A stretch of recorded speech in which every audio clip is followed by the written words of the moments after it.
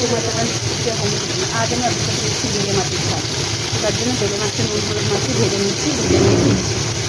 তো বন্ধুরা মাছগুলো সব ভেজে নিয়েছি, একটু তেল দিয়ে দিলাম। তেলের মধ্যে একটু কালো জিরে দিয়ে দেবো, আর একটা বড় সাইজের পেঁয়াজ কুচি সেটা দিয়ে দেবো।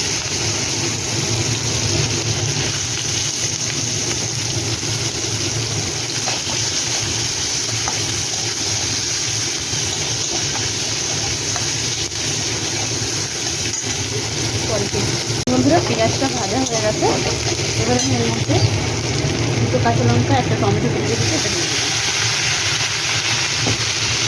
দিয়ে গ্যাসের ফ্লেমটা জোরে করে দিলাম,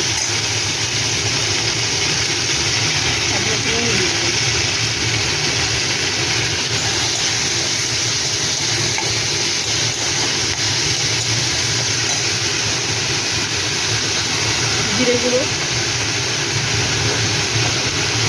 ধনে গুঁড়ো,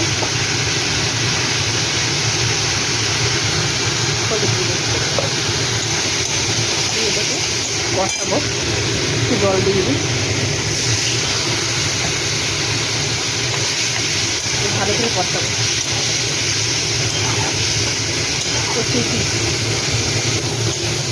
দেখুন বুঝলাম মশলাটা আমার ভালোভাবে কষা হয়ে গেছে। এবার আমি একটু জল ঢেলে দেবো, গামাখা করবো, ডাল করিনি তো, একদম ঝাল করবো না। গ্যাসটা ধরে দিলাম, জলটা ঢেলে দিলাম।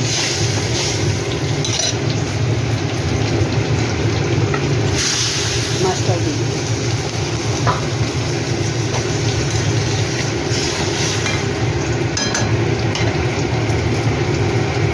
তো বন্ধুরা পরে ফিরছি, ঢাকা দিয়ে পরে ফিরছি।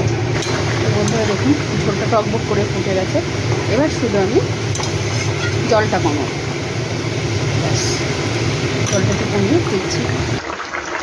তো দেখুন বন্ধুরা, তো অনেকটা ঝোলটা কমে এসছে, এবার আমি দিয়ে দেবো ধনে পাতা। তার আগে একটা গোটা কাঁচা লঙ্কা দিয়ে দিলাম, ধনে পাতাটা কেটে দিয়ে ফিরছি। তো দেখুন বন্ধুরা ধনে পাতাটা কেটে দিয়েছি, কেটে দিয়ে এটা ঢাকবো না, এটা এরকম করেই জল শুকনো করবো।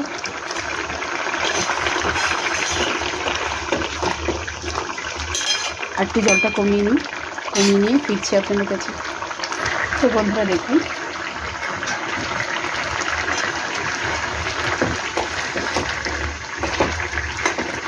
আর একটু